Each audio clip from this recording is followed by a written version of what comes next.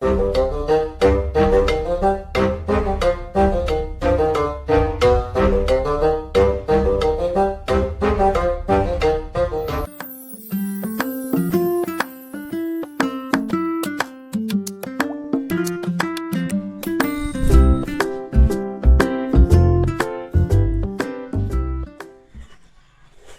and welcome to your own YouTube channel Space and Time. My name is Sajid and today we are going to learn very important thing, Kirchhoff's first rule and Kirchhoff's second rule. One is known as KCL and other is known as KVL. We will discuss in detail. તો આજે આપણે જોઈશું કિર્ચોફનો પ્રથમ નિયમ અને કિર્ચોફનો બીજો નિયમ. એક KCL તરીકે ઓળખાય છે, બીજો KVL તરીકે ઓળખાય છે, અથવા તો તમે KCL 01 કહી શકો, KCL 02 કહી શકો. તો આ એક કન્સેપ્ટ છે. તમે એક વખત અવરોધોનું શ્રેણી જોડાણ અને સમાંતર જોડાણ શીખી ગયા, એના પછી વાયર્ડ પ્રોબ્લેમ તમે કર્યા, વિસ્ટન બ્રિજ કર્યું, એ એક મેથડ જેવું હતું. તમે વિસ્ટન બ્રિજને પ્રાયોગિક મેથડ કહી શકો, તમે વાયર્ડ પ્રોબ્લેમને એક મેથડ કહી શકો દાખલાઓ ગણવા માટે. એવી જ રીતે મિરર મેથડ અને ફોલ્ડિંગ મેથડ હતી. એ મેથડ હતી, એમાં તમારે પદો યાદ રાખવાના હતા કે ક્યારે વપરાય ક્યારે ના વપરાય. કિર્ચોફ બધે જ વપરાશે. કોઈ પણ સર્કિટ હોય, કોઈ પણ વિદ્યુતકીય ઘટક હોય, કોઈ પણ જટિલ દાખલાઓ, કોયડાઓ, પ્રશ્ન, પ્રોબ્લેમ્સ હોય, તો કિર્ચોફના નિયમો જે છે એ બધે જ વપરાશે. આ એક કન્સેપ્ટ છે અને ઘણા દિવસ પછી એમ કહું કે બહુ અગત્યનું લેક્ચર આવ્યું છે અને ઇઝી લેક્ચર આવ્યું છે. આઈએમપી બી છે અને ઇઝી બી છે. બોર્ડની રીતે બી આઈએમપી છે, જેડબલ્યુ નીટની રીતે બી આઈએમપી છે. અને ધ્યાનથી કરશો, જો પદો યાદ રાખશો યોગ્ય રીતે, તો એકદમ ઇઝી છે અને કોઈ પણ દાખલો તમારાથી નહીં બને જટિલ સર્કિટ વાળો, પરિપથ વાળો, એવું નહીં બને. બરાબર? તો આપણે ચાલુ કરીએ એ પહેલા તમારા નોટબુક, લાંબુ લેક્ચર થવાનું છે થોડું. બી વિથ ઇટ, નોટબુક અને પેન સાથે લઈને બેસો અને બધી જ ડિટેલ જે છે તે નોંધતા રહેજો. અચ્છા, તો આપણે ટાઇટલ લખીએ. તો ટાઇટલ શું છે? ઓય, પેન પડી ગઈ પહેલા શરૂઆતમાં છે. ચલો, તો ટાઇટલ છે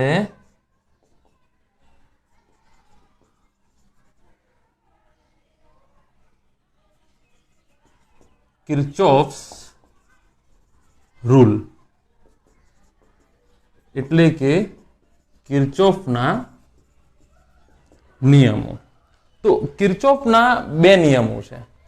આ બે નિયમો સમજતા પહેલા અમુક વસ્તુ, અમુક પરિભાષા, અમુક વ્યાખ્યા તમારે સમજી લેવી પડશે.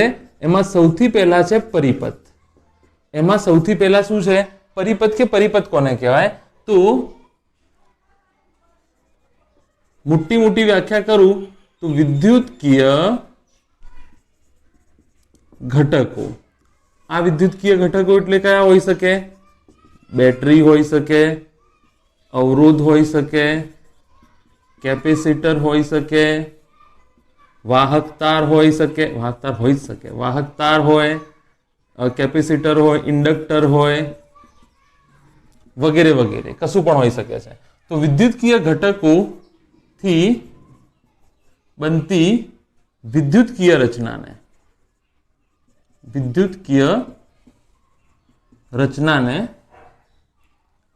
પરિપથ કહે છે. તો વિદ્યુતકીય ઘટકોથી બનતી વિદ્યુતકીય રચનાને પરિપથ કહે છે. દાખલા તરીકે સિમ્પલ પરિપથ દોરું. આમાં બલ્બ હોઈ શકે, પંખો હોઈ શકે, એસી હોઈ શકે, ગમે તે હોઈ શકે. એટલે આપણે એને અવરોધ તરીકે અહીંયા એ કરી દીધું છે. આ સિમ્પલ પરિપથ થઈ ગયું. સ્વિચ હોઈ શકે. બધું એક સાથે હોવું જરૂરી નથી. સ્વિચ પણ હોઈ શકે, પણ લગતું નથી. ચલો, આ સિમ્પલ પરિપથ થઈ ગયું. સ્વિચ ના બી હોય તો શું ફરક પડે છે? બેટરી થઈ ગઈ, અવરોધ થઈ ગયો. બરાબર? જટિલ પરિપથ પણ હોઈ શકે.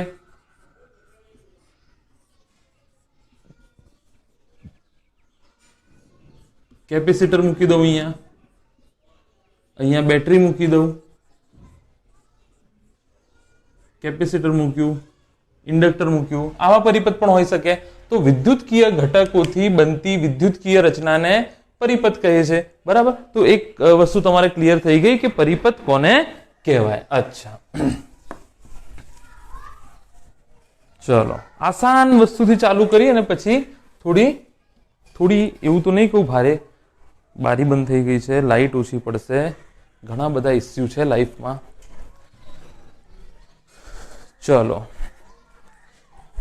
બારીના રિલેટેડ ઇસ્યુની વાત કરું છું, બાકી કોઈ ઇસ્યુ નથી. અચ્છા, તો પરિપથ થઈ ગયું. એના પછી જંક્શન. એના પછી જંક્શન જોઈએ કે જંક્શન કોને કહેવાય. તો 3 કે તેનાથી વધારે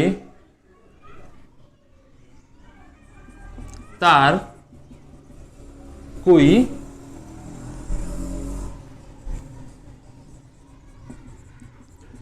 ચોક્કસ બિંદુએ મળતા હોય તો તે બિંદુને જંક્શન કહે છે. તો તે બિંદુને જંક્શન કહે છે. બરાબર. દાખલા તરીકે જો 2 તાર હોય, આ તાર 1, અહીંયા અવરોધ મૂકો, બેટરી મૂકો, જે મૂકો એ મૂકો. બરાબર. આ તાર 1 થઈ ગયો. આ દાખલા તરીકે બીજો તાર થઈ ગયો. તો અહીંયા તાર મળે છે, તો શું આને જંક્શન કહેવાય? ના કહેવાય. કેમ? કારણ કે જો અહીંયાથી I જેટલો પ્રવાહ નીકળે તો અહીંયા બી I જશે, અહીંયા બી I જશે. જો પ્રવાહની વહેંચણી ના થતી હોય તો જંક્શન બને નહીં. પ્રવાહની વહેંચણી ના થતી હોય તો જંક્શન બને નહીં. આ બી એક વ્યાખ્યા છે, પણ યોગ્ય વ્યાખ્યા આ જ છે. દાખલા તરીકે અહીંયા જુઓ, 1 તાર, બીજો તાર, ત્રીજો તાર. શું અહીંયા જંક્શન છે? જો અહીંયાથી તમે પ્રવાહ I કાઢો, એક પ્રવાહ અહીંયા જશે I1, બીજો પ્રવાહ અહીંયા જશે I2, સોર્ટ ઓફ. બરાબર. I ના 2 ભાગ પડ્યા, I1 અને I2. પ્રવાહ વહેંચાયો. એ પણ જો પ્રવાહ વહેંચાવાવાળી વાત પર ના પડશો, તમે આટલું યાદ રાખો કે 3 કે તેથી વધારે તાર મળતા હોય તો આ જે O બિંદુ છે એને જંક્શન કહેવાય. આ જે O બિંદુ છે એને શું કહેવાય? જંક્શન કહેવાય. 3 કે તેથી વધારે આ જંક્શન નથી. આ O જે છે એ જંક્શન છે. અહીંયા 3 કે તેથી વધારે તાર મળતા હોય તો એને શું કહેશો? જંક્શન કહેશો. અચ્છા, જેમ જેમ બીજી 1-2 વ્યાખ્યા જો રહી જતી હશે એ રસ્તામાં આવશે તો સમજાઈ દઈશું. બરાબર. અચ્છા, હવે લૂપ. બરાબર. પરિપથ લૂપની જનરલ વ્યાખ્યા લખાઈ દઉં. ચલો, સ્પેસિફિક વ્યાખ્યા નથી લખાવી, લૂપની જનરલ વ્યાખ્યા લખાઈ દઉં. લૂપની જે છે જનરલ વ્યાખ્યા તમને લખાઈ દઉં. બરાબર. પરિપથમાં એમ તો લૂપ તમારે ભણવાનું છે, પણ લૂપની જનરલ વ્યાખ્યા લખાઈ દઉં. તો કોઈ પણ બંધ આકૃતિને લૂપ કહે છે. લૂપ. બરાબર. દાખલા તરીકે આ લૂપ થઈ ગયું, આ લૂપ થઈ ગયું, આ લૂપ થઈ ગયું, આ બધી લૂપ થઈ ગઈ. બરાબર. જે બિંદુથી તમે આકૃતિ ચાલુ કરો એ બિંદુ આકૃતિ પૂરી થઈ છે. દાખલા તરીકે એ બિંદુ છે તો અહીંયા આકૃતિ પતી તો આ લૂપ થઈ ગઈ. દાખલા તરીકે એ બિંદુ અહીંયા છે તો અહીંયાથી ચાલુ કર્યો, અહીંયા આવ્યું, આ લૂપ બની ગઈ. અહીંયા એ બિંદુ છે, કોઈ પણ બિંદુથી ચાલુ કરો, ત્યાં આગળ તમે આકૃતિ જો પૂરી કરતા હોય તો એ લૂપ બની જાય. બરાબર. અચ્છા, તમારે થોડી ટેકનિકલ વ્યાખ્યા લખવી હોય તો પરિપથના કોઈ બંધ ગાળાને લૂપ કહે છે. બરાબર. થોડી ટેકનિકલ લખવી હોય તમારે, પરિપથ, વિદ્યુતકીય પરિપથ ના કોઈ પણ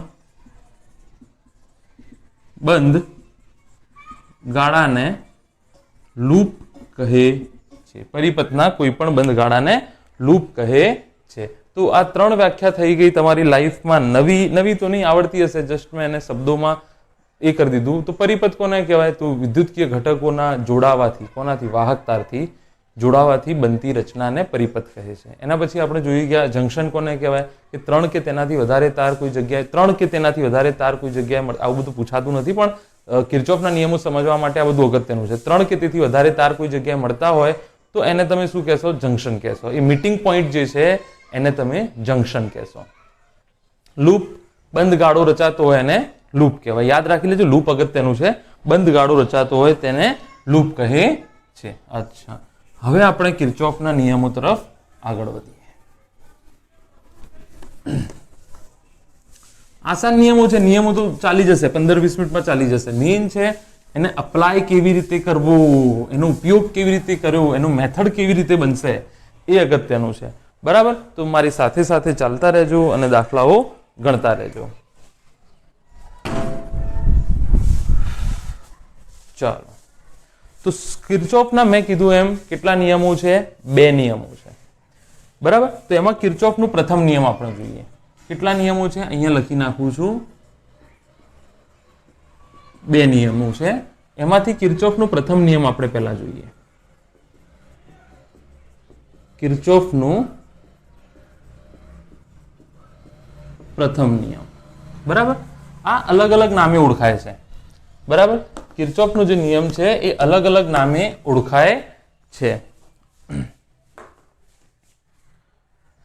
એક તો કિર્ચોફનો પ્રથમ નિયમ થઈ ગયો, અથવા આને તમે કહી શકો કિર્ચોફનો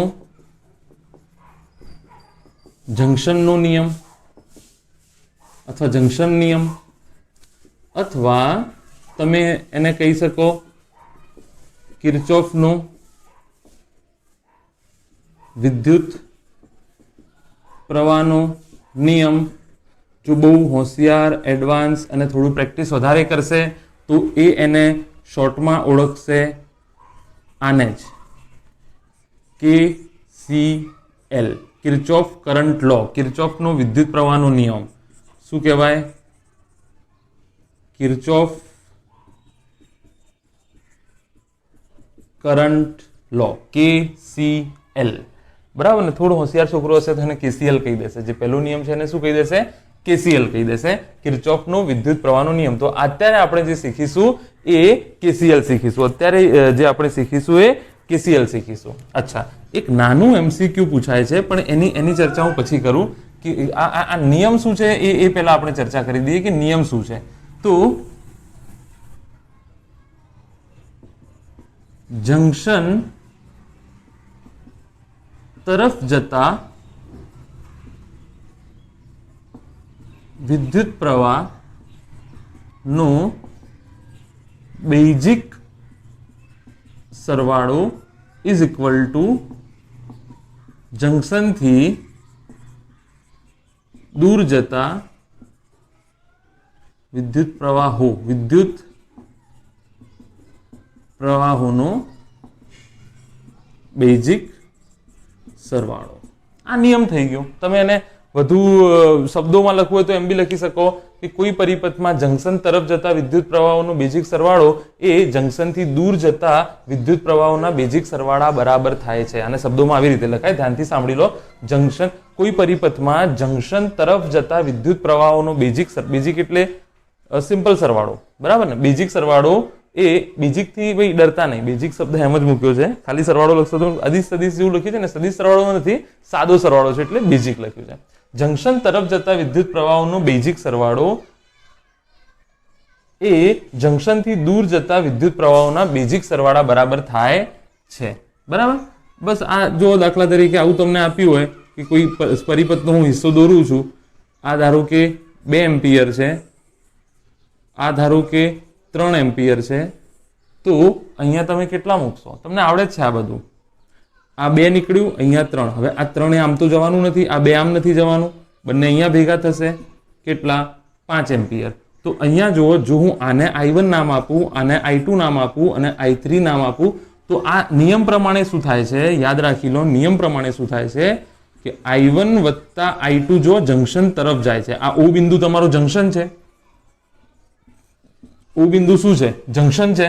તો I1 વત્તા I2 અને જંક્શનથી I3 દૂર જાય છે. જો આ જંક્શન તરફ જાય છે I1 અને I2, આ જંક્શનથી દૂર જાય છે, તો બરાબર શું થઈ જાય? I3. જો થઈ ગયું 2 એમ્પિયર, 3 એમ્પિયર, બરાબર 5. અહીંયા પ્રેક્ટિસ બી કરવાની એટલી બધી જરૂર નથી.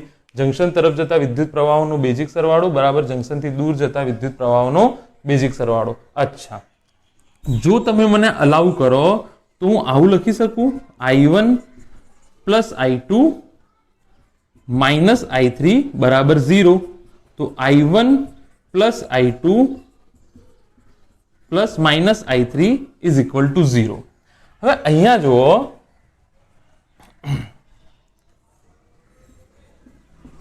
પ્રવાહની દિશા તમે યાદચ્છિક લઈ શકો. યાદચ્છિક અથવા મરજી મુજબ લઈ શકો. આને તમારે માઇનસ લેવું હોય, આને પ્લસ લેવું હોય તો બી વાંધો નહીં. જંક્શન, અહીંયા તમે શું કર્યું? જંક્શન તરફ જતા પ્રવાહોને તમે ધન લઈ લીધા અને જંક્શનથી દૂર જતા પ્રવાહને તમે શું લઈ લીધો? ઋણ લઈ લીધો. તો હકીકતમાં જો એક્ઝેક્ટ લખવું હોય તો સિગ્મા આઈ બરાબર 0. આ નિયમ છે.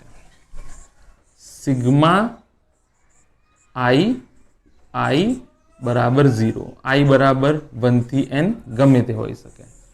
બરાબર? એટલે કે i1 વત્તા i2 વત્તા i3 વત્તા i4 વત્તા in બરાબર 0. બરાબર? આ અગત્યનું છે એટલા માટે કહું છું. પણ આમાં ધ્યાન શું રાખવાનું છે? આમાં ધ્યાન શું રાખવાનું છે? તમારી મરજી મુજબ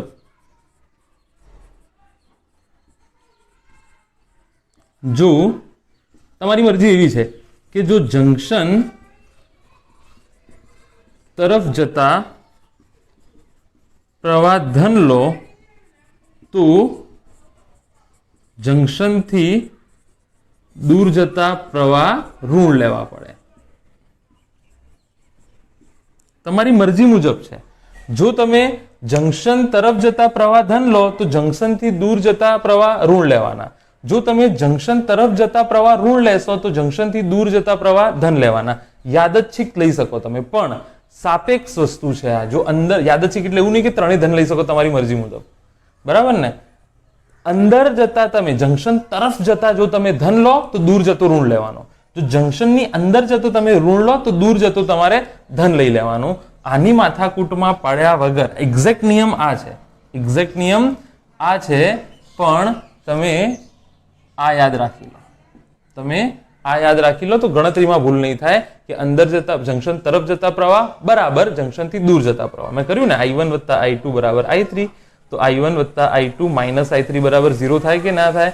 તો i1 વત્તા i2 વત્તા માઇનસ i3. તો માઇનસ શું સૂચવે છે? આ બે ધન લીધા તો આ દિશા સૂચવે છે કે આ બે અંદર જાય છે તો મેં ધન લીધા તો આ દૂર જાય છે તો ઋણ, તો ઇઝ ઇક્વલ ટુ 0. તો આ એક્ઝેક્ટ નિયમ છે. Sigma i is equal two 0. પણ ગણતરી કરવા માટે તમે આ યાદ રાખજો. સિમ્પલ વસ્તુ છે, બહુ જ સિમ્પલ વસ્તુ છે. બરાબર? અચ્છા, તો શું છે પણ આ છે શું? કશું તો સેન્સ તમને બનતી હોવી જોઈએ. જંક્શન આગળ કોઈ ખર્ચો તો નથી થયો. એકમ સમયમાં માની લો અહીંયા 2 એમ્પિયર પ્રતિ સેકન્ડ અથવા 2 કુલમ પ્રતિ સેકન્ડ. 2 કુલમ પ્રતિ સેકન્ડ થાય ને એમ્પિયર એટલે 2 કુલમ પ્રતિ સેકન્ડ થાય. બરાબર? 2 કુલમ પ્રતિ સેકન્ડ. આને લખાય 3 કુલમ પ્રતિ સેકન્ડ. આને લખાય 5 કુલમ પ્રતિ સેકન્ડ. એટલે કે અહીંયાથી જે વિદ્યુત પ્રવાહનો જથ્થો ગયો પ્રતિ સેકન્ડ, અહીંયાથી જે વિદ્યુત પ્રવાહનો જથ્થો ગયો પ્રતિ સેકન્ડ, એ જથ્થો તમને અહીંયા મળી ગયો પાછો. એ જથ્થો તમને અહીંયા પાછો મળી ગયો. એનો મતલબ આ નિયમ જે છે એ વિદ્યુત ભારનો સંરક્ષણનો નિયમ પણ છે. યાદ રાખી લેજો એમસીક્યુમાં કે જે કિર્ચોફનો પ્રથમ નિયમ છે એ શેનું સંરક્ષણ દર્શાવે છે? એમસીક્યુમાં પૂછાય છે આ વિદ્યુત ભાર સંરક્ષણનો નિયમ. શેનો નિયમ છે આ? વિદ્યુત ભાર સંરક્ષણનો નિયમ. યાદ રાખી લેજો, પૂછાય છે એમસીક્યુમાં. યાદ રાખી લેજો, પૂછાય છે એમસીક્યુમાં. બરાબર ને? કે તમને ખબર પડી જાય ને વિદ્યુતભારનો સંરક્ષણનો નિયમ છે. આ વસ્તુ યાદ રાખી લો. આ થોડું થિયોરિટિકલ હતું, પણ આ વસ્તુ યાદ રાખી લો તો ગણતરીમાં ક્યારેય ભૂલ થશે નહીં. તમારે જો પૂછાય કિર્ચોફનો પ્રથમ નિયમ તો આ સ્ટેટમેન્ટ લખો, આવું કોઈ ઉદાહરણ આપી દો, આવું લખી નાખો, અહીંયા પહોંચો. થિયરી 2 કે 3 માર્કની પૂછાઈ શકે, અહીંયા થિયરી પતી જાય છે. બરાબર? અચ્છા,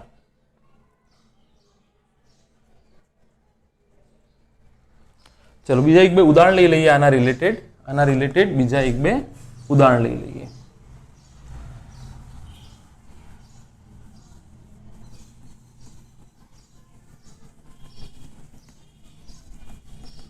પ્રવાહની દિશા તમે યાદચ્છિક લઈ શકો, પણ એને વારંવાર તમારે બદલવાની જરૂર નથી. તમે એક વખત અંદર જતા પ્લસ લો, તમને તમારી લાઈફ જે પ્રમાણે સેટ થતી હોય એ પ્રમાણે એક વસ્તુ લઈ લો કાયમી માટે કે અંદર જતા ધન ને બહાર જતા ઋણ. પતી ગયો. અંદર જતા ધન એમ તો યાદચ્છિક છે, ચોપડીમાં કીધું છે, પણ હું તમને કહી દઉં છું કે અંદર જતા ધન, બહાર નીકળતા ઋણ, જંક્શનથી દૂર જતા ઋણ. બરાબર? હવે દાખલા તરીકે એક તમને આવી રીતે કોઈ વસ્તુ આપી છે,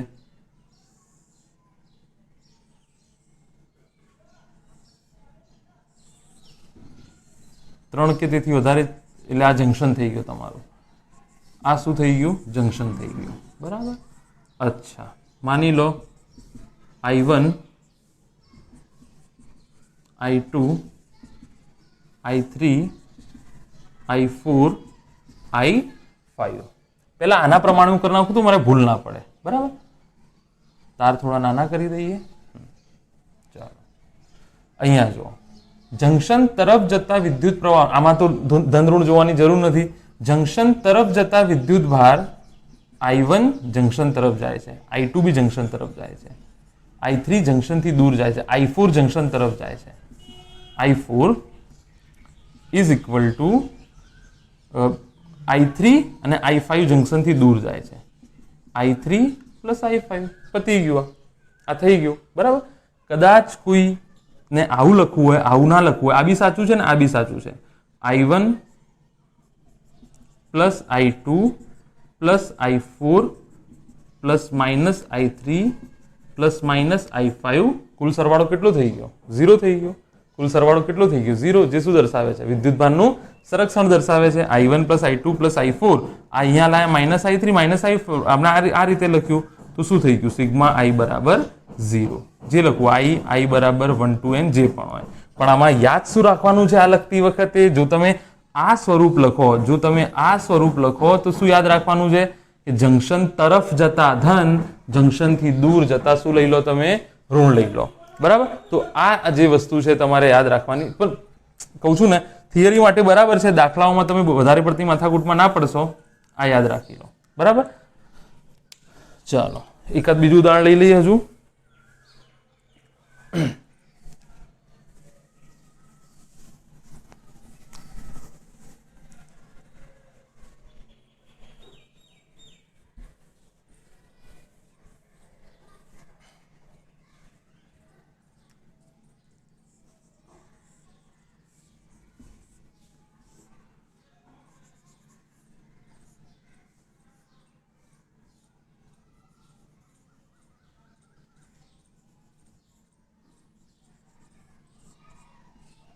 એક કરતા વધારે બેટરી હોઈ શકે, ચિંતા નહીં કરવાની.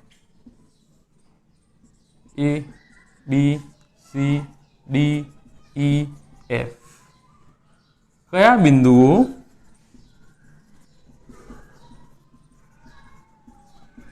જંક્શન છે, અથવા કયા બિંદુઓને જંક્શન કહેવાય? શું એ બિંદુ જંક્શન છે? તમને આવું લાગતું હશે મીટિંગ પોઈન્ટ, પણ જો બે જ તાર મળે છે, અહીંયાથી પ્રવાહ I નીકળતો હોય તો અહીંયા બી કેટલું પ્રવાહ જશે? I. અહીંયાથી ધારો કે બે ભાગ પડશે એના, તમે અહીંયા મૂકો I1 I2 માં ભાગ પડે છે. અહીંયા ત્રણ તાર છે કે નહીં? તો બી જંક્શન છે અને બીજું ઈ જંક્શન છે. A C D F junction નથી. બી અને ઈ આ બે જંક્શન છે, યાદ રાખી લો, બરાબર. 3 કે તેથી વધારે તાર, 2 કે તેથી વધારે નહીં, 3 કે તેથી વધારે તાર મળતા હોય એને તમે જંક્શન કહેશો. અચ્છા, બીજું ઘણી વખતે પ્રવાહની દિશાની બહુ માથાકૂટ હોય છે. પ્રવાહની દિશાની બહુ માથાકૂટ હોય છે. દાખલા તરીકે તમને આવી કોઈ સર્કિટ આપી છે,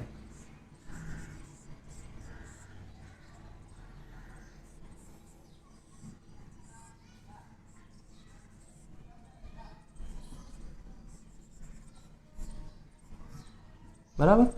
અહીંયાથી કે છે પ્રવાહ જાય છે 3 એમ્પિયર, 4 એમ્પિયર, 3 એમ્પિયર, આ 4 એમ્પિયર અને આ 2 એમ્પિયર. 3 એમ્પિયર, 4 એમ્પિયર અને ત્યાંથી 2 એમ્પિયર. તો કે છે આ છેડામાંથી, આ તારમાંથી કેટલો પ્રવાહ વહેશે? A B C D O. DO કે OD, DO કે OD માંથી વહેતો પ્રવાહ અને દિશા શોધો. DO માંથી વહેતો પ્રવાહ અને બીજું શું શોધો? દિશા શોધો. અચ્છા, તો જંક્શન તરફ જતા વિદ્યુત પ્રવાહ, 3 પ્રવાહ આપેલા છે, ચોથું શોધવાનું છે. આ જંક્શન છે, ઓ જંક્શન છે, બરાબર. અચ્છા, તમને ખબર છે કે જંક્શન તરફ જતા વિદ્યુત પ્રવાહનો બેઝિક સરવાળો જંક્શન થી દૂર જતા વિદ્યુત પ્રવાહનો બેઝિક સરવાળો. અચ્છા, જંક્શન તરફ કેટલા જાય છે? જો જંક્શન તરફ કેટલા જાય છે? 3 એમ્પિયર વત્તા 4 એમ્પિયર. આ જંક્શન તરફ જાય છે. થોડું નીચે લખી દઈએ, થોડી જગ્યા મળે એવી જગ્યા લખી દઈએ. ચાલો અહીંયા જુઓ, 3 એમ્પિયર વત્તા 4 એમ્પિયર. આ ક્યાં જાય છે? જંક્શન તરફ જાય છે. અચ્છા, થોડી જગ્યા છોડી દઉં છું અહીંયા. ઇઝ ઇક્વલ ટુ જંકશનથી દૂર જાય છે 2 એમ્પિયર. જંકશનથી દૂર જાય છે 2 એમ્પિયર. અચ્છા, હવે અહીંયા જુઓ, આ જંકશન તરફ જતા પ્રવાહ છે અને આ જંકશનથી દૂર જતો પ્રવાહ છે. હવે આની મને ખબર નથી કે જંકશન તરફ જશે કે જંકશનથી દૂર જશે. આની મને ક્યાં ખબર છે જંકશન તરફ જશે કે કશું અંદાજો નથી મારો. હું રેન્ડમ એમનેમ મારી મરજીથી આને આ દિશામાં બતાડી દઉં છું. મને બી ખબર નથી. આને આપણે I2 કહી દઈએ, આને I1 કહી દઈએ, આને I3 કહી દઈએ અને આને ધારો કે I4 કહી દઈએ. હું જંકશન તરફ તો હું અહીંયા મૂકીશ. ભાઈ આ બધા જંકશન તરફ છે કે નહીં? બરાબર. તો જુઓ I4 કેટલો આવશે? I4 બરાબર 2 - 3 - 4. તો 2 માઇનસ કેટલા આવશે? 7. તો કેટલો જવાબ આવ્યો? -5 એમ્પિયર. આનો શું મતલબ થયો? મતલબ -4 -5 એમ્પિયર. તમે આ દિશામાં ધાર્યું હતું I4, જવાબ કેવો આવ્યો? માઇનસ. એનો મતલબ દિશા હશે OD. દિશા ક્યાંની ક્યાં હશે?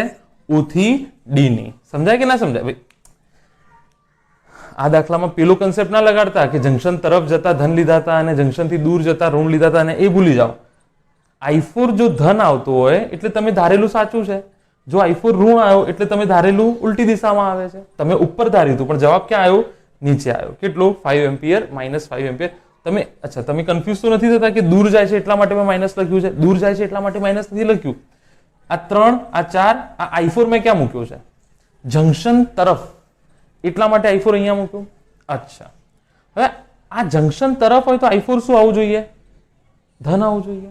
જો જંકશન તરફ હોય, જો હવે I4 ની કિંમત મૂકું -5, અહીંયા તમને ક્લિયર ખબર પડી જશે. પ્લસ -5 એમ્પિયર બરાબર 2 એમ્પિયર. હવે તમે જુઓ, આ 5 માઇનસ અહીંયા આવે જ નહીં ને, જંકશન તરફ જતું હોય તો. એને બરાબરની પેલી બાજુ લઈ જાઓ, પ્રશ્ન સોલ્વ થઈ જશે. આને બરાબરની પેલી બાજુ લઈ જાઓ. 3 4 એમ્પિયર, 2 એમ્પિયર વત્તા 5 એમ્પિયર. જંકશન તરફ જતા બરાબર જંકશનથી દૂર જતા. એનો મતલબ 5 એમ્પિયર જંકશનથી ક્યાં જશે? દૂર જશે. થોડી પ્રેક્ટિસ કરશો તો ખબર પડી જશે. ચિંતા કરતા નહીં. આમાં મેં પેલો કન્સેપ્ટ નથી વાપર્યો, આ જ કન્સેપ્ટ વાપર્યો છે. જંકશનથી દૂર સિગ્મા I બરાબર 0 નથી વાપર્યો. મેં રેન્ડમ મૂકી દીધું કે I4 માની લો કે જંકશનની અંદર જાય છે, તો મેં જંકશનની અંદર વાળામાં મૂકી દીધો. બરાબર 2 એમ્પિયર. પણ જવાબ શું આવ્યો? માઇનસ આવ્યો. તો આ માઇનસ તો અહીંયા હોય જ નહીં ને, માઇનસ પેલી સાઈડ જવા દો. તો જંકશનથી દૂર થઈ ગયું. જો જંકશન તરફ, જંકશનથી દૂર. બરાબર. અચ્છા, ચાલો આગળ વધીએ. આમાં તમે ઊંધું ધારીને કરી લો, જવાબ સાચો આવશે. I4 ને જંકશનથી દૂર લઈ લો, જવાબ શું આવશે? સાચો આવશે. બરાબર.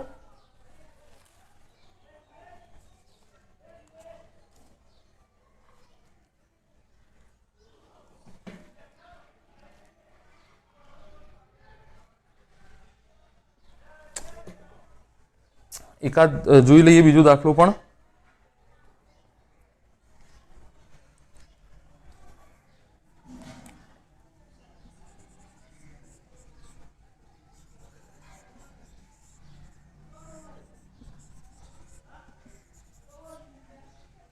દાખલા તરીકે આ વખતે આ 10 એમ્પિયર છે, આ 3 એમ્પિયર છે અને આ 4 એમ્પિયર છે. અને I1, I2, I3 અને કે છે આપણને O, A, B, C, D. OD તાર, DO તાર કે OD તાર માંથી વહેતો પ્રવાહ અને દિશા શોધો. બરાબર. જંકશન શું છે? O. જંકશન તરફ જતા કેટલા છે? I1 plus I2 is equal to જંકશનથી દૂર જતા કેટલા છે? I3. હવે I4 નું તો આપણને ખબર જ નથી.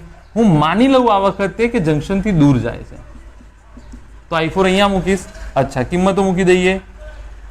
3 4 10 I4. તો 4 ને 3 7. તો જવાબ જો કેટલો આવે છે? I4 7 -3 ampere. મેં ક્યાં ધાર્યું હતું? અહીંયા. પણ જવાબ શું આવ્યો? માઇનસ. તમે જુઓ, I4 અહીંયા માઇનસ હોય કે ના હોય? ના હોય ને. એ અહીંયા ઉઠાઈને લાવી દો તમે. બરાબર. આ માઇનસ આવ્યો ને, જુઓ તમે. 3 એમ્પિયર, 4 એમ્પિયર, 10 એમ્પિયર વત્તા -3 એમ્પિયર. આવું સમીકરણ બને? ના બને. હવે તમે આ 3 ને અહીંયા ઉઠા લો. 3 - 4 + 3 = 10. આ 3, 4 અને એ જંક્શન તરફ છે, આ જંક્શનથી દૂર જાય છે. એનો મતલબ દિશા કઈ આવશે? ડી થી ઓ ની દિશા આવશે. આઈ હોપ હવે તમને ક્લિયર થઈ ગયું હશે દિશા શોધવાનું બી. રેન્ડમ ધારી લો, જે ધારવું હોય તમારે. તમે એમ ધારી લો કે દૂર જાય છે. દૂર જાય છે તો દૂરમાં મૂકી દો. પણ જો માઇનસ જવાબ આવે તો તમે ધારેલી દિશા કરતા ઊંધી દિશા હશે. તમે મૂકી દો અંદર. જો પ્લસ આવતો હોય તો વાંધો જ નથી. પછી છેલ્લે શું કરવાનું? જે મુખ્ય સમીકરણ છે ને એમાં કિંમતો મૂકો, જે કિંમત આવી તમારે. i4 મેં દૂર જતા ધાર્યું છે તો i4 માં કિંમત માઇનસ મૂકી. હવે આ તો શક્ય જ નથી ને, અંદર જતા પ્રવાહ બરાબર દૂર જતા. આ માઇનસ કેમ મૂક્યું તમે? એને અહીંયા લાવી દો. અંદર જતા પ્રવાહ બરાબર દૂર જતા પ્રવાહ. તો આ રીતે થઈ શકશે. બરાબર? ચલો, તો આટલું તમે લખી લો, શાંતિથી નોંધી લો. એના પછી આપણે આગળ વધીએ. ચલો આગળ વધીએ. હવે આ બેઝિકનું મને બી એક્ઝેક્ટ મતલબ ખબર નથી. લખ્યું છે એટલે લખવું પડે. સિમ્પલ સમજાય. આ જતા પ્રવાહનો સરવાળો બરાબર, મતલબ જંક્શન તરફ જતા પ્રવાહનો સરવાળો બરાબર જંક્શનથી દૂર જતા પ્રવાહનો સરવાળો. હવે આપણે જોઈશું કિર્ચોફનો બીજો નિયમ.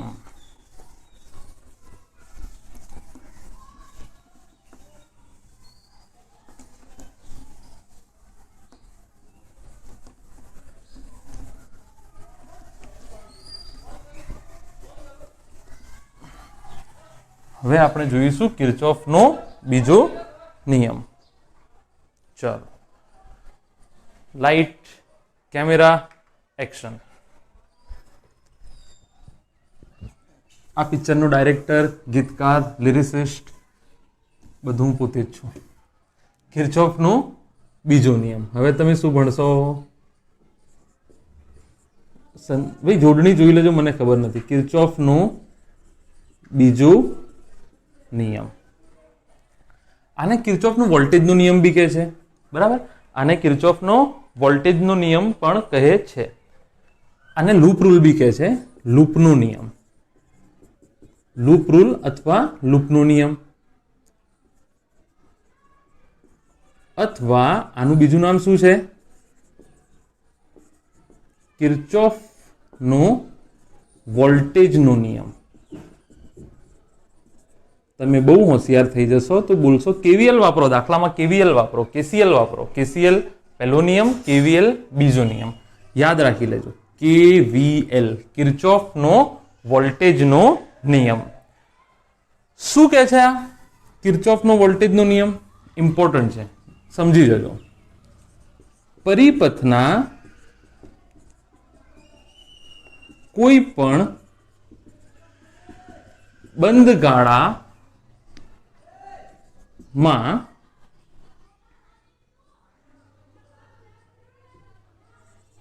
આવતા દરેક ઘટકના વિદ્યુત સ્થિતિમાન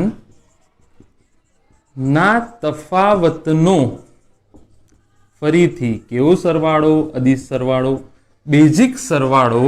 પરિપથના કોઈ પણ બંધ ગાળામાં આવતા દરેક ઘટકના વિદ્યુત સ્થિતિમાનના તફાવતનો બેઝિક સરવાળો શૂન્ય થાય છે.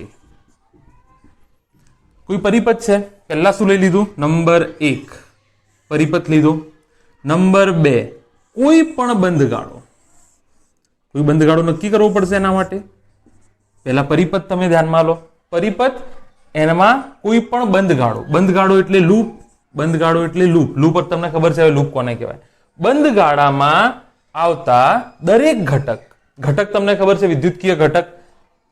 લખવાની જરૂર નથી. વિદ્યુતકીય ઘટક અવરોધ હોઈ શકે, બેટરી હોઈ શકે, કેપેસિટર હોઈ શકે. ના, ઘટકના બે છેડાઓ વચ્ચે, બે છેડાઓ વચ્ચે લખતું નથી, પણ વિદ્યુત સ્થિતિમાનના તફાવતનો બેઝિક સરવાળો શૂન્ય થાય છે. આ તમારો લૂપ રૂલ છે. કહેવા શું માંગે છે? અહીંયા હું એનું મેથેમેટિક્સ કરી દઉં છું. કહેવા એ માંગે છે કે દાખલા તરીકે કોઈ લૂપ લઈ લઈએ. અહીંયા આપણે કોઈ લૂપ આપણે લઈ લઈએ.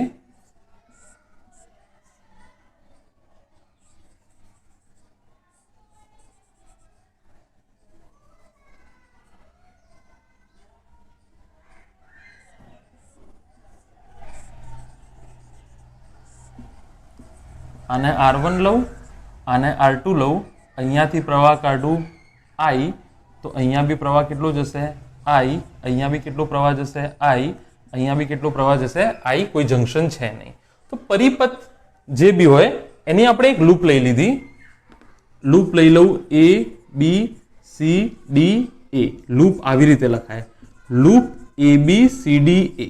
જ્યાંથી તમે નીકળ્યા ત્યાં લૂપને પૂરી કરી દો, A B C D A. તો પરિપથના કોઈ પણ બંધ ગાળામાં આ લૂપ થઈ ગઈ. નિયમો તો પછી સમજાવીશું, પહેલા આના કેવી રીતે અપ્લાય કરવું ને એ પછીથી સમજાવીશું. પહેલા આ નિયમ શું કહે છે એ તમે જોઈ લો જરા. પહેલા આ નિયમ શું કહે છે એ તમે જોઈ લો. પરિપથના કોઈ પણ બંધગાળો, પરિપથ તો મોટું હોઈ શકે, અહીંયાથી કોઈ વાયર નીકળતો, અહીંયાથી કોઈ વાયર નીકળતો, અહીંયાથી, એનાથી આપણે કશું લેવા દેવા નહીં. મેં લૂપ નક્કી કરી છે અહીંયા, બરાબર. અચ્છા, તો પરિપથ જે બી હોય એ બંધગાળો મેં નક્કી કરી દીધો, એટલે કે લૂપ નક્કી કરી. માં આવતા દરેક ઘટકોના વિદ્યુત સ્થિતિમાન. કેટલા ઘટકો આવે છે? 1 2 3 4 ઘટકો આવે છે. આના બે છેડાઓ વચ્ચે દાખલા તરીકે વિદ્યુત સ્થિતિમાનનો તફાવત હું V1 લઈ લઉં. આના બે છેડાઓ વચ્ચે હું લઈ લઉં V2. આના બે છેડાઓ વચ્ચે V3. આના બે છેડાઓ વચ્ચે V4. કુલ સરવાળો કેટલો હોય? 0. આવી ગયા તમે? A થી ચાલુ કર્યું અને A ઉપર આવી ગયા. A થી શું આવ્યું? આ આવ્યું ને પાછા અહીંયા આવી ગયા તમે, બરાબર. તો 4 ઘટક હતા, ચારે ઘટકના વિદ્યુત સ્થિતિમાનનો સરવાળો કેટલો થઈ ગયો? આને delta V1, delta V2, delta V3, delta V4 બરાબર 0, પણ આપણે 1 0 1 V, તમને ખબર છે V - 0 V એ રીતે લઈ લીધું છે, બરાબર. તો આ નિયમ છે તમારો KVL, કિર્ચોફનો બીજો નિયમ, કિર્ચોફ્સ વોલ્ટેજ લો. કે અચ્છા, હવે અહીંયા જુઓ, એક કામ કરું,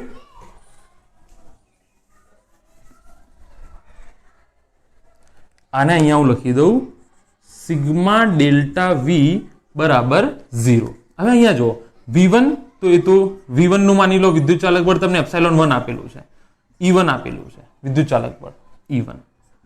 આના માટે IR1 લખી શકાય. આ બે છેડાઓ વચ્ચે વિદ્યુત સ્થિતિમાનનો તફાવત કેટલો થાય? V2 આપેલો છે, મેં આને V2 કીધું છે, તો આ કેટલો થાય? IR1 થાય કે ના થાય? બરાબર. વત્તા માની લો અહીંયા E2 આપ્યું છે વિદ્યુત ચાલક બળ આ બેટરીનું, આ કોષનું, વત્તા V4 ને લખાય IR2 બરાબર 0. આના નિયમ છે, પછી સમજાવીએ છીએ નિયમ. હાલ તમે લખી નાખો આને, આના નિયમ છે સર્ટેન, એ પછી તમને સમજાવીશું. પણ અત્યારે ખાલી આટલું યાદ રાખો. આ તો જસ્ટ મેં સમજાવ્યું છે કે V ની જગ્યાએ IR લખી શકાય કે નહીં. આ લખતા નહીં, જસ્ટ સમજાવવા માટે છે કે જ્યાં અવરોધ હોય ત્યાં વોલ્ટેજની જગ્યાએ તમે IR લખી શકો. જ્યાં અવરોધ હોય ત્યાં વોલ્ટેજની જગ્યાએ IR. કેપેસિટર આવશે, કેપેસિટરના કિર્ચોફમાં દાખલા આવશે, તો કેપેસિટરમાં તમે શું કરશો? C ઇઝ ઇક્વલ ટુ શું હતું? Q is equal to C is equal to Q by V હતું. C is equal to Q by V હતું, તો V ઇઝ ઇક્વલ ટુ તમે V ની જગ્યાએ Q બાય C લખી શકો. LdI/dt ઇન્ડક્ટર હોય તો લખી શકો. એનીવે, તો હાલ ચર્ચા આ થઈ આપણી આખી તમામ આની, કે કોઈ બંધગાળો લીધું, એના દરેક ઘટકના વિદ્યુત સ્થિતિમાનના તફાવતનો બેઝિક સરવાળો. આના બે છેડા વચ્ચે વિદ્યુત સ્થિતિમાનનો તફાવત મેં V1 લઈ લીધો, વત્તા આના બે છેડાના વિદ્યુત સ્થિતિમાનનો તફાવત મેં V2 લઈ લીધો, વત્તા આના બે છેડા વચ્ચે વિદ્યુત સ્થિતિમાનનો તફાવત V3 લઈ લીધો, અને આના વિદ્યુત સ્થિતિમાનના તફાવત મેં V4 લઈ લીધો. તો V1 વત્તા V2 વત્તા V3 વત્તા V4 શૂન્ય થવું જોઈએ. આ છે કિર્ચોફનો નિયમ, આ છે કિર્ચોફનો નિયમ. અચ્છા, હવે આને થોડું સમજીએ આપણે.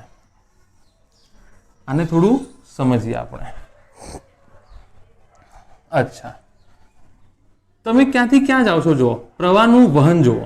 તમે પ્રવાહનું વહન જુઓ, ક્યાંથી ક્યાં જાઓ છો? ઋણ છેડાથી ધન છેડા તરફ.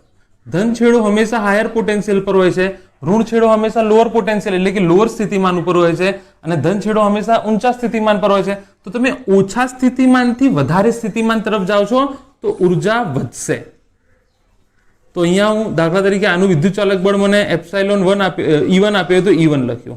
અચ્છા, તમે આ પ્રવાહ જે છે એનું વહન અવરોધ આ છેડાથી અહીંયા પહોંચશે, એટલે કે higher potential to lower potential. Higher potential પ્રવાહનું વહન ક્યાંથી ક્યાં થાય? હાયર થી લોઅર, એટલે અહીંયા ઘટશે. તો અહીંયા તમે લખશો IR1, એટલા માટે ત્યાં નતો લખાવતો તમને. નિયમ સમજાવું છું, ચિંતા ના કરશો, હાલ સમજી લો. લોઅર પોટેન્શિયલ થી હાયર પોટેન્શિયલ તમે ગયા તો ε1. પ્રવાહની દિશા જુઓ, R1 માંથી આમ પસાર થાય છે તો HP થી LP જશે, તો -IR1. અહીંયા જો ફરીથી માઇનસ થી પ્લસ આવ્યું તો પ્લસ એપ્સાઇલોન E2 બરાબર. જો આ ઊંધું હોત, અહીંયા પ્લસ ને અહીંયા માઇનસ હોત તો હું આ માઇનસ કરી નાખતો. એન્ડ સપોર્ટિંગ બેટરી છે ને, જો બેટરી સપોર્ટિંગ છે, આ સપોર્ટિંગ બેટરી કહેવાય. આ કેવી કહેવાય? Supporting. Minus plus lower to higher. જો આ બેટરીને ઊંધી કરી દઉં તો અપોઝિંગ બેટરી કહેવાય. કેવી કહેવાય? અપોઝિંગ બેટરી કહેવાય. તો આ પ્લસ લો તો આ માઇનસ લેવું પડે, આ પ્લસ જ લેશો તો આ માઇનસ લેવું પડશે. વત્તા ફરીથી પ્રવાહ અહીંયાથી આમ નીકળે છે તો -I4. પ્રવાહનું વહન LP થી HP જશે ઇઝ ઇક્વલ ટુ 0. આ કિર્ચોફનો નિયમ છે, આ કિર્ચોફનો નિયમ છે. સમજી લો આને.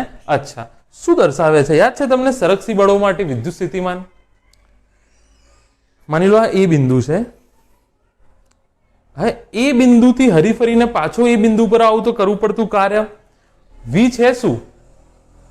કાર્ય પ્રતિ કુલમ V છે શું? કાર્ય પ્રતિ કુલમ Q બરાબર હું લઈ લઉં +1 કુલમ, તો V બરાબર W થાય કે ના થાય? અચ્છા, સરકસી બળ માટે તમને ખબર છે કે સરકસી બળ માટે જે કાર્ય છે, સરકસી બળ માટે જે કાર્ય છે એ કોના ઉપર આધાર રાખે છે? પ્રારંભિક અને અંતિમ બિંદુ ઉપર. પ્રારંભિક અને અંતિમ બિંદુ ઉપર કાર્ય કોના પર આધાર નથી રાખતું? પથ પર આધાર નથી રાખતું.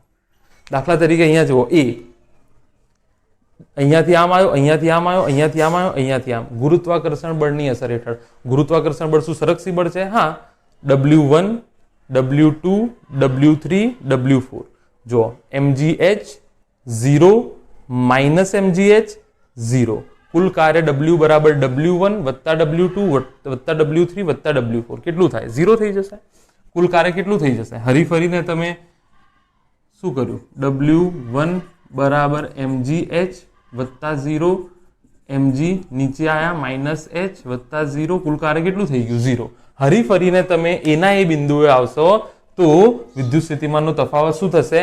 0. તો આ નિયમ શું દર્શાવે છે? યાદ રાખી લો. તમને એમ કહેશે કે KVL કિર્ચોફનો બીજો નિયમ કોનું સંરક્ષણ કરે છે? તો યાદ રાખી લો, MCQ માટે પેલો વિદ્યુતભાર સંરક્ષણ અને આ કરે છે ઉર્જા સંરક્ષણ.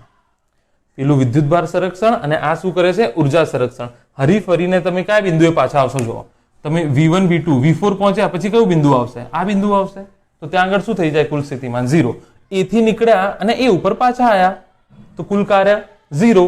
W/Q અહીંયા આવું બી લખી શકું, W1 W2 W3 W4. અહીંયાથી પસાર થવા માટે થતું કાર્ય, અહીંયાથી પસાર થવા માટે થતું કાર્ય, અહીંયાથી પસાર થવા માટે થતું કાર્ય, અહીંયાથી પસાર થવા માટે કાર્ય. અહીંયા તમે પાછા પહોંચી ગયા. આને V1/Q, V2 ભાગ્યા Q, V3 ભાગ્યા Q, V4 ભાગ્યા Q. Q તો I તો બધામાં સમાન જ છે ને, બરાબર 0. એનો મતલબ V1 વત્તા V2 વત્તા V3 વત્તા V4 બરાબર 0. હરીફરીને તમે એ જ બિંદુએ પાછા આવો તો કરવું પડતું કુલ કાર્ય 0. W all કુલ કાર્ય W1 W2 W3 W4 કેટલું થશે? 0. જેવું mgh નું કીધું મેં, mgh 0, mg -h 0. તો કુલ કાર્ય W1 W2 W3 W4 નો સરવાળો કેટલો થઈ જશે? 0. તો આ 0 થાય તો V પણ 0, V2 V3 V4 પણ 0 થશે. તો આ છે KVL કિર્ચોફનો વોલ્ટેજનો નિયમ, કિર્ચોફનો બંધ ગાળાનો નિયમ. એ જે બિંદુએથી તમે ચાલ્યા એ બિંદુએ તમે પાછા ફરો તો કુલ વિદ્યુત સ્થિતિમાનનો દરેક ઘટકના વિદ્યુત સ્થિતિમાનના તફાવતનો બેઝિક સરવાળો શું થઈ જશે? 0. પરિપથના કોઈ પણ બંધગાળો લઈ લીધો માં આવતા દરેક ઘટક 1 2 3 4 ના વિદ્યુત સ્થિતિમાનના તફાવતનો બેઝિક સરવાળો 0 થાય છે. એટલે કે સિગ્મા ડેલ્ટા V બરાબર 0. સિગ્મા V બરાબર 0 બી લખી શકો. નિયમ શું બતાડે છે? ઉર્જા સંરક્ષણ થયેલું બતાડે છે. તો આ નિયમને કેવી રીતે વાપરવો એ જોઈ લઈએ. હવે આ નિયમને કેવી રીતે વાપરવો એ જોઈ લઈએ. વાપરવાના એક ચોક્કસ નિયમો છે એ સમજી લઈએ આપણે.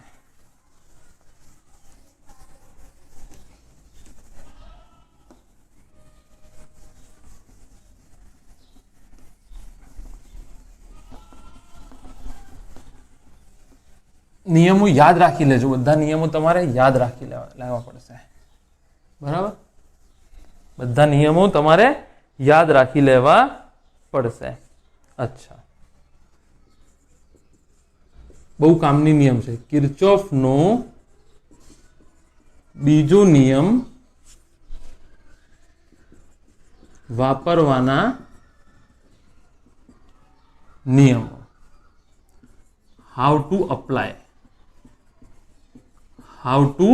Apply this rule. આ નિયમને કઈ રીતે એપ્લાય કરવો. બરાબર. ચાલો, સૌથી પહેલા નંબર 1. સૌથી પહેલા નંબર 1. વાહ વાહ વાહ વાહ વાહ વાહ, પહેલી વખત સાંભળ્યું. અચ્છા, આપેલ પરિપથમાં રહેલ બેટરી અથવા બેટરીઓ એટલે કે કોષ. બેટરી એટલે કોષ. આપેલ પરિપથમાં રહેલ બેટરી કે બેટરીઓ માંથી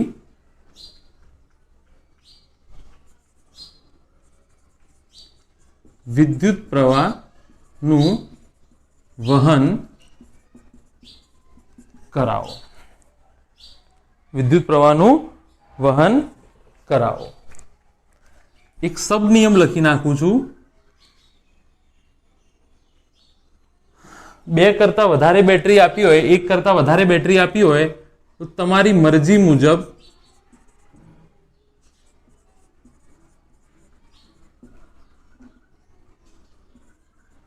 એક કે વધુ બેટરીમાંથી પ્રવાહ નીકાળી શકાય.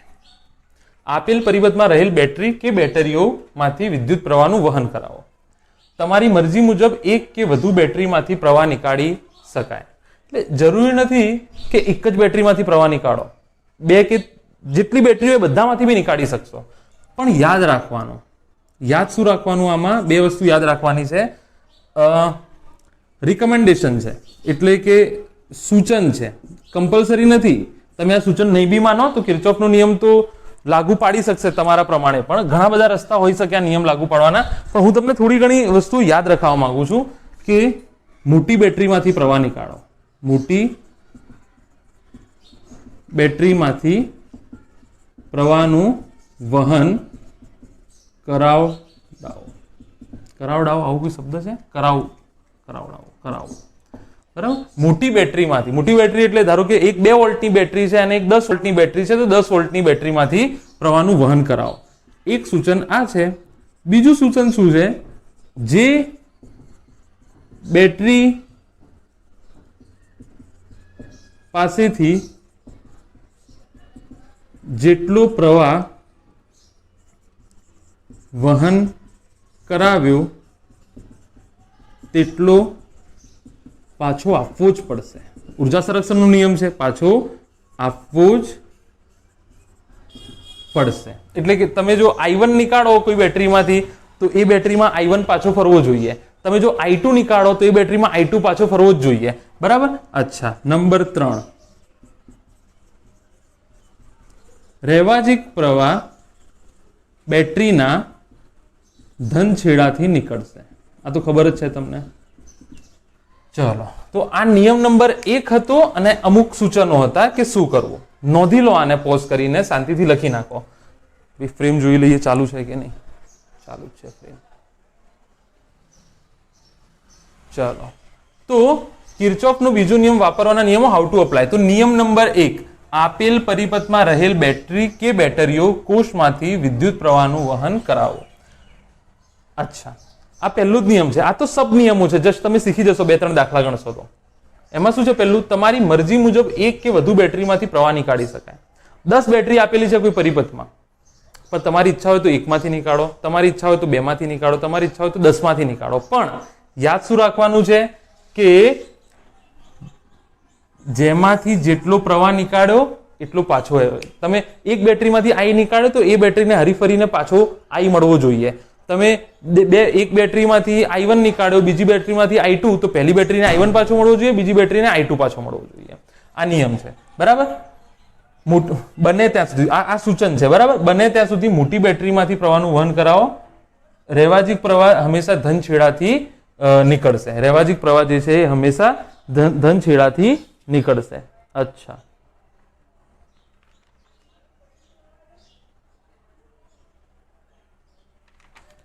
ચલો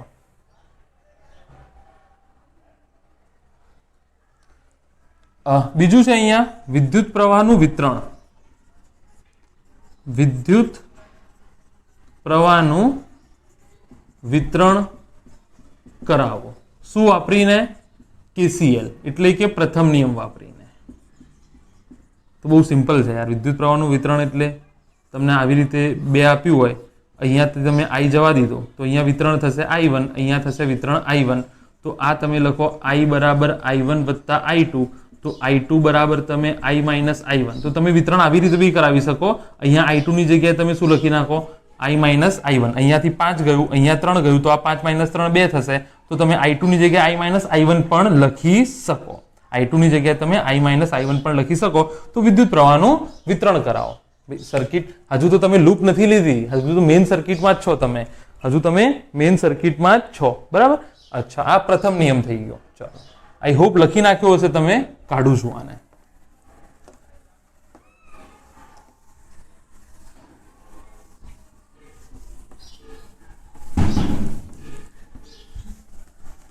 આને શોર્ટમાં બી હું લખાવી દઈશ. આને શોર્ટમાં બી હું લખાવી દઈશ. બારી થોડી ખોલી દઈએ. ચલ, બીજું શું છે હવે?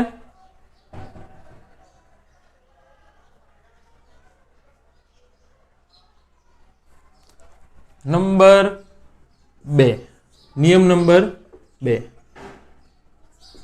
લૂપ એટલે કે બંધ ગાળો નક્કી કરો. કારણ કે આ નિયમ ક્યાં એપ્લિકેબલ છે?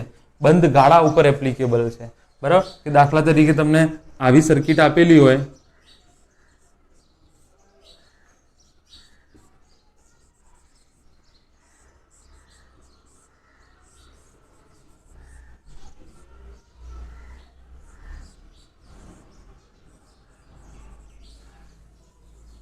તમને આવી સર્કિટ આપેલી હોય તો તમે નામ આપ્યા ABCDEFGHI, બધા બિંદુઓના નામ આપ્યા. દાખલા તરીકે મારે આ આખી મોટી સર્કિટ છે, તો સૌથી પહેલા મેં પ્રવાહ નીકાળ્યો. જ્યાંથી નીકાળો હોય ત્યાંથી નીકાળો. અહીંયાથી નીકાળો, અહીંયાથી નીકાળો, અહીંયાથી નીકાળો, અહીંયાથી નીકાળો, જ્યાંથી નીકાળો. પછી બીજું શું છે? લૂપ નક્કી કરો. તો હું એક લૂપ નક્કી કરું, CDIB.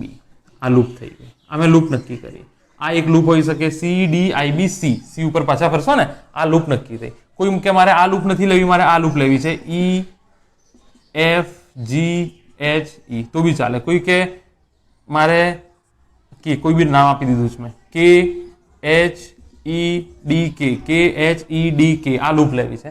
તો કોઈ પણ લૂપ નક્કી કરો. એક લૂપ નક્કી કરો, પછી બીજી કરો, પછી ત્રીજી કરો, જેવી જરૂરત, બરાબર? જેટલી જરૂરત હોય એ પ્રમાણે તમે લૂપ નક્કી કરી શકો.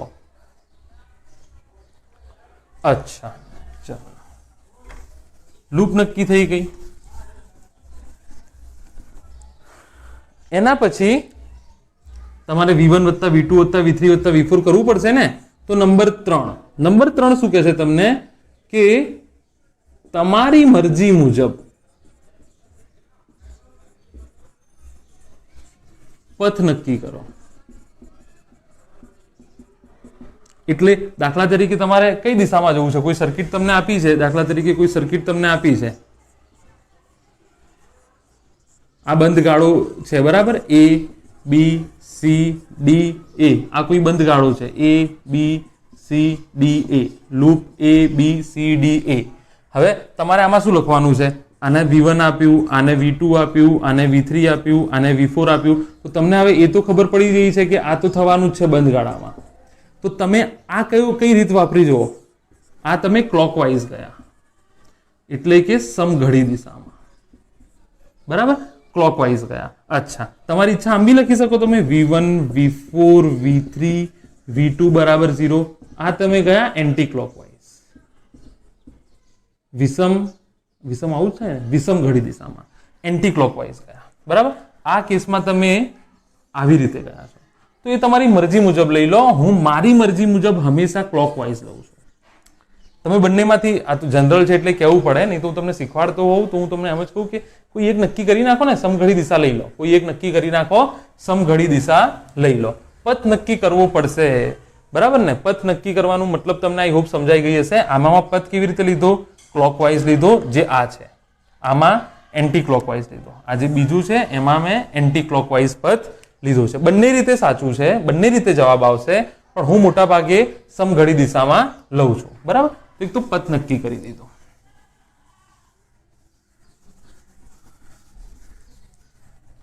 તમે જ્યાં સુધી એકાદ ઉદાહરણ નહીં જુઓ, દાખલો નહીં જુઓ, ત્યાં સુધી તમને ખબર પડશે નહીં, બરાબર? અચ્છા,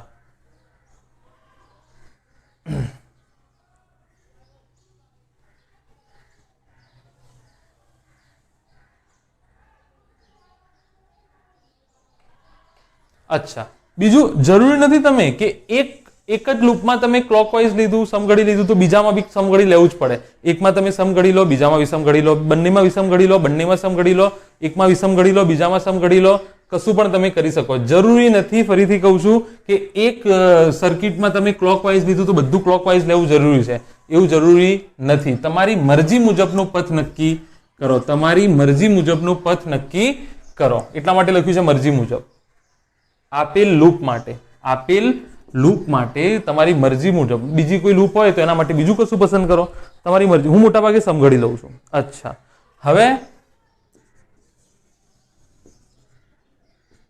વીજ સ્થિતિમાન ક્યારે ધન લેવું,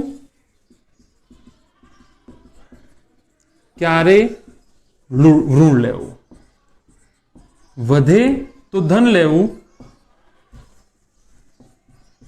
ઘટે, વી વધે તો ધન લેવું, વી ઘટે તો ઋણ લેવું. વિદ્યુત આપેલ સર્કિટમાં વિદ્યુત સ્થિતિમાં ભાઈ બેઝિક સરવાળો તો કોઈનો સરવાળો ક્યારે 0 થાય? v1 + v2 + v3 + v4, 1 + 2 + 3 + 4, 0 થાય? ના થાય. એનો મતલબ અમુક જગ્યાએ વિદ્યુત સ્થિતિમાન વધતો હશે, અમુક જગ્યાએ ઘટતો હશે. તો અમુક જગ્યાએ તમે ધન લેશો તો અમુક જગ્યાએ ઋણ હશે, તો જ 0 થશે. તો ક્યારે ધન લેવો અને ક્યારે ઋણ લેવો એના ચોક્કસ નિયમો છે. દાખલા તરીકે તમને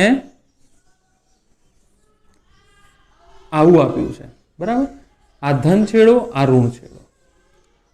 માની લો આવું આપ્યું છે, આઈ આઈ, બરાબર? અહીંયાથી આઈ નીકળ્યો, અહીંયાથી આઈ ગયો. ધ્યાન રાખો, જ્યારે પ્રવાહ બેટરીના ઋણ છેડાથી ધન છેડા તરફ જાય. ધારો કે આ નાભી આપેલું હોય, ખાલી આટલું જ આપેલું હોય, તો આનો મતલબ શું છે? આનો મતલબ તો આવું જ છે ને, ઋણથી ધન. ઋણ છેડાથી ધન છેડા તરફ જાય તો વીજ સ્થિતિમાન ધન લેવું. એનો મતલબ ડેલ્ટા વી જે છે એ plus epsilon, plus 2 volt, plus 4 volt. દાખલા તરીકે આને 4 વોલ્ટ આપ્યા હોય તો આ થઈ જશે 4 વોલ્ટ. આ કેટલા થઈ જશે? પ્લસ 4 વોલ્ટ થઈ જશે. કેટલા થઈ જશે? પ્લસ 4 વોલ્ટ થઈ જશે. યાદ રાખી લો. અચ્છા, એક બીજું અહીંયા લખી દઉં, બીજું અહીંયા લખી દઉં. દાખલા તરીકે પ્રવાહની દિશા આમ આપી છે, આ 4 વોલ્ટ આપ્યું છે, આનું વિદ્યુત ચાલક બળ. આ કેસમાં જ્યારે પ્રવાહ બેટરીના ધન છેડાથી ઋણ છેડા તરફ જતો હોય તો, ધન એટલે પોઝિટિવ, ઋણ એટલે નેગેટિવ. ધન છેડાથી ઋણ છેડા તરફ જતો હોય તો વીજ સ્થિતિમાનનો તફાવત ઋણ લેવો. એટલે ઘટશે ને ભાઈ. જો હંમેશા યાદ રાખો, આ લોઅર પોટેન્શિયલ એટલે કે નીચા વિદ્યુત સ્થિતિમાન તરફ હોય છે, આ હાયર પોટેન્શિયલ એટલે કે ઊંચા વિદ્યુત સ્થિતિમાન તરફ હોય છે. તમે માઇનસ થી પ્લસ જશો, તો વિદ્યુત સ્થિતિમાનમાં વધારો થશે, તો તમે પોઝિટિવ લેશો. તમે આ પ્લસ, આ માઇનસ, તમે હાઈ થી ક્યાં ગયા? લો માં ગયા, એટલે વિદ્યુત સ્થિતિમાનમાં ઘટાડો થશે. તો અહીંયા તમારું જે ડેલ્ટા વી આવશે એ માઇનસ ઈ આવશે, એટલે કે -4 વોલ્ટ. યાદ રાખી લો, જ્યારે પ્રવાહ ધન છેડાથી ઋણ છેડા તરફ જતો હોય તો વિદ્યુત સ્થિતિમાનનો તફાવત ઋણ લેવો, કારણ કે તમે હાયર પોટેન્શિયલ થી લોઅર પોટેન્શિયલમાં આવ્યા છો, ડેલ્ટા વી માઇનસ આવશે એટલે કે -4 વોલ્ટ. શું આવશે? -4 વોલ્ટ. અચ્છા, આ યાદ રાખી લો. અવરોધ માટે શું યાદ રાખશો? અવરોધ માટે શું યાદ રાખશો? અવરોધ માટે શું યાદ રાખશો? આ મેં બેટરી માટે કહી દીધું, હવે અવરોધ માટે.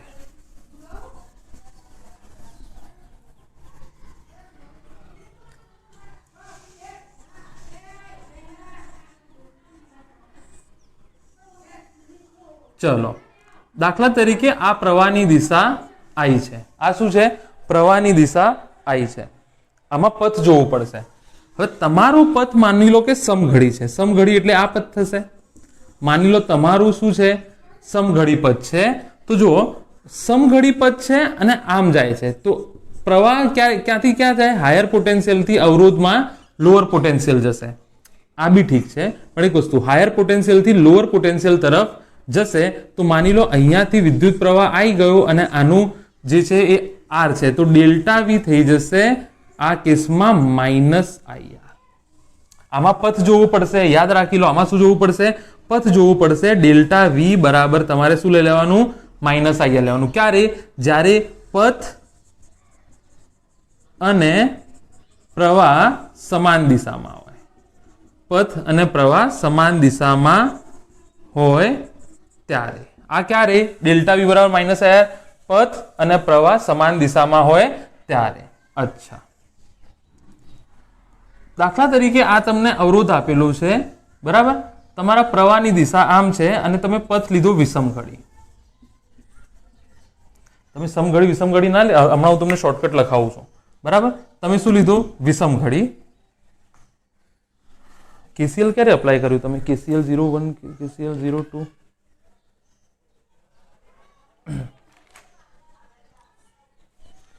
ચલો, એનીવે, વિષમઘડી. તમે નક્કી કરેલું પથ અને પ્રવાહની દિશા વિરુદ્ધ હોય, I અને R વિરુદ્ધ હોય, તો ડેલ્ટા વી બરાબર +IR લેવું. ડેલ્ટા વી બરાબર +IR લેવું. યાદ રાખી લો, સમજી લો આને. આ સીધું સીધું યાદ રાખવાનું છે તમારે. બેટરીમાં પ્રવાહ જોવાની જરૂર નથી, પણ અવરોધમાં પ્રવાહ જોવાશે. આ શું ચાલે છે? ચોથો ટોપિક. વિદ્યુત સ્થિતિમાન ક્યારે ધન લેવું અને ક્યારે ઋણ લેવું. તમે સિગ્મા બરાબર ડેલ્ટા વી બરાબર 0 કરશો તો આ ધ્યાન રાખવા પડશે. 4 નિયમો, કે બેટરીમાં ક્યારે ધન ઋણ લેવું અને અવરોધમાં ક્યારે ધન ઋણ લેવાશે. આ વસ્તુ યાદ રાખી લો, બરાબર? ચલો, નોટ લખાઈ દઉં છું. બસ પતી ગયું. નંબર 5, KVL અપ્લાય કરો. KVL અપ્લાય કરો. પતી ગયું. જવાબ આવશે અહીંયા, બરાબર? ચાલો, તો અહીંયા જુઓ, થોડું બધું શોર્ટકટમાં તમને હું લખાઈ દઉં છું. બધી વસ્તુઓ તમને થોડી શોર્ટકટમાં લખાઈ દઉં.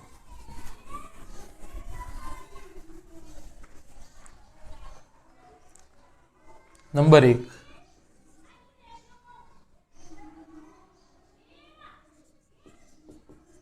પ્રવાહ નીકાળો. શોર્ટમાં લખું છું. પ્રવાહ નીકાળો. ક્યાંથી નીકાળો? બેટરીમાંથી નીકાળો. કઈ બેટરીમાંથી? જેટલી બેટરીમાંથી નીકાળવું હોય, એક બેટરીમાંથી નીકાળવું તો એકમાંથી નીકાળો, બેમાંથી નીકાળો તો બેમાંથી. પણ એના સબ ટોપિક યાદ રાખવાના. જે બેટરીથી જેટલો પ્રવાહ લીધો એટલો પાછો આપી દેવાનો. નંબર 2, પ્રવાહ નીકાળ્યા પછી લૂપ નક્કી કરો. નંબર 3, લૂપ નક્કી કર્યા પછી પથ નક્કી કરો. નંબર 4, પથ નક્કી કર્યા પછી યાદ રાખી લો. આમાં હું નોટ લખાવું છું, ખાસ યાદ રાખી લો. આને અલગથી નોટ. 1, 20 થી આ શું છે? અહીંયાથી તમારે ચલો થોડું KVL અપ્લાય કરો. KVL અપ્લાય કરો એનો મતલબ શું? સિગ્મા ડેલ્ટા વી બરાબર 0, એનો મતલબ V1 V2 Vn બરાબર 0. પણ ક્યારે V ધન લેવો અને ક્યારે ઋણ લેવો. આટલી વસ્તુ યાદ રાખી લેજો. આટલી વસ્તુ યાદ રાખી લેજો. નંબર 1, બેટરી, આને તમે સેલ બી કહેશો, કોષ બી કહેશો, કોષ. બેટરીના કેસમાં યાદ રાખી લો, બેટરીમાં પ્રવાહના પથની જોવાને જરૂર નથી, માઇનસ પ્લસ. એટલે કે તમે જો માઇનસ થી પ્લસ પ્રવાહની દિશાને કંઈ જ લેવા દેવા નથી, પ્રવાહની દિશાને કંઈ જ લેવા દેવા નથી આમાં. જો પ્રવાહ પથની દિશાને પ્રવાહની નહીં, પથની દિશાને કંઈ જ લેવા દેવા નથી. જો પ્રવાહ માઇનસ થી પ્લસ જતો હોય તો V બરાબર પ્લસ.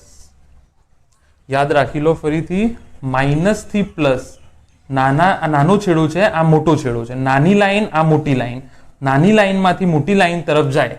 આ જો આ દિશા એટલે શું થયું, નાનીથી મોટી થયું કે બસ આ યાદ રાખી લો. આના વિરુદ્ધ હોય તો ઓટોમેટિક શું થઈ જશે, સમજી ગયા છો તમે, આના વિરુદ્ધ હોય તો ઓટોમેટિક શું થઈ જશે, આ થઈ જશે.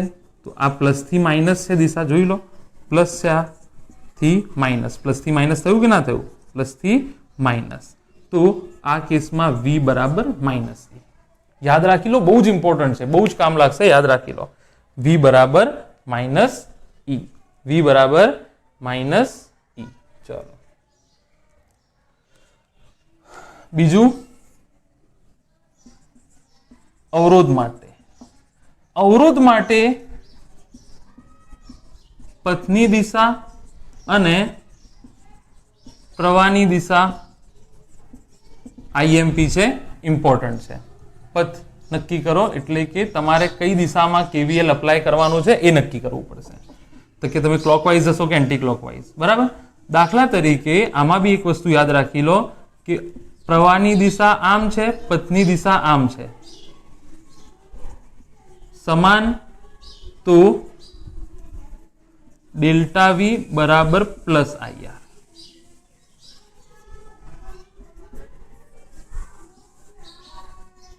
અસમાન તો ડેલ્ટા V બરાબર માઇનસ IR. બહુ જ ઇમ્પોર્ટન્ટ છે. આ જે છેલ્લા ટોપિક જે ડિટેલમાં વારંવાર કહું છું, બહુ ઇમ્પોર્ટન્ટ છે એટલા માટે તો કરાવું છું.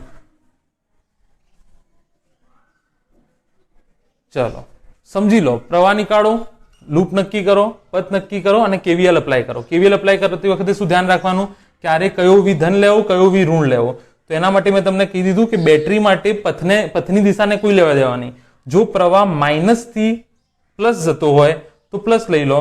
જો દાખલા તરીકે આ 2 વોલ્ટ છે તો આ શું થશે, પ્લસ 2 વોલ્ટ. આ થઈ જશે માઇનસ 2 વોલ્ટ, આ થઈ જશે માઇનસ 2 વોલ્ટ, બરાબર. V બરાબર માઇનસ 2 વોલ્ટ, V બરાબર પ્લસ 2 વોલ્ટ. કેમ?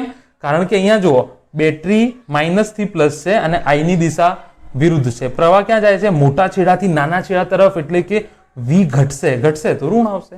પણ દાખલાઓ માટે બધી કન્સેપ્ટ જવા દો, વસ્તુ યાદ રાખી લો, મેથડ યાદ રાખી લો પ્લીઝ. એક વસ્તુ યાદ રાખી લો તો બીજું એનું ઓપોઝિટ થઈ જશે. પ્રવાહ I માઇનસ થી પ્લસ જતો હોય તો V ધન લઈ લો, I પ્લસ થી માઇનસ જતો હોય તો V ઋણ લઈ લો. આમાં I અને પથ સમાન, I અને પથ સમાન તો પ્લસ IR, I અને પથ અસમાન તો માઇનસ IR.